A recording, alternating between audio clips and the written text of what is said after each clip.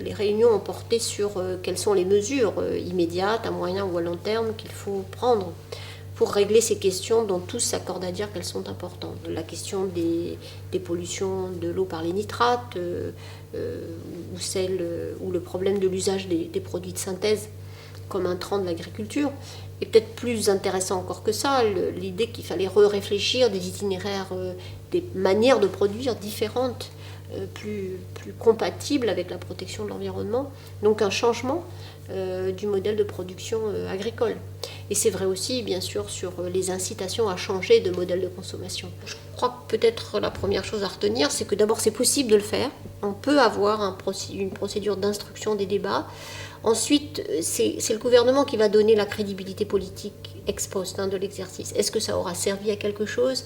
Est-ce qu'au fond, le gouvernement va se fonder sur les propositions qui sont sur la table, en disant d'ailleurs clairement pourquoi il en retient certaines et pas d'autres? Donc la légitimité, elle va être donnée par le résultat. On verra. Mais la France pourra retenir cela si est-ce que ce processus de démocratie participative est un processus efficace. Est-ce qu'il est légitime du point de vue du débat public? On le verra dans le courant du mois d'octobre pour au fond savoir si ces groupes n'ont pas fonctionné finalement en circuit trop fermé. On le verra avec les attentes, les réponses, les interventions d'un cercle beaucoup plus large. Je pense que c'est d'abord ça qu'il faudra retenir. Sur le groupe dont j'ai parlé, il y a au fond il y a à la fois des relations affectives, positives et négatives entre la société française et son agriculture.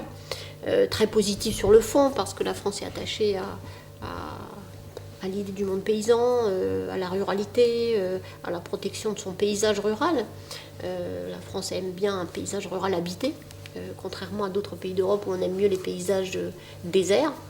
Donc il y a cette relation très forte et en même temps des doutes sur la qualité sanitaire des aliments, sur les pollutions qui sont évidemment très importantes dans certaines régions de France. Et donc ce qui me semble dans ce groupe à progresser, c'est l'idée que de toute façon, comme ce qu'on va réfléchir, ce qu'on a réfléchi dans le groupe sur l'énergie et le climat, on est face tout de même à un défi de transformation des systèmes productifs. Ça va toucher nos modes de transport et nos modes de vie en ville, mais ça va toucher aussi la manière de concevoir des pratiques agricoles qui jusque-là, le modèle de développement agricole sur lequel on vit encore, qui a évidemment beaucoup évolué, mais c'est tout de même un modèle sur lequel la nature est un support, et où on prélève un certain nombre de ressources et on les complète.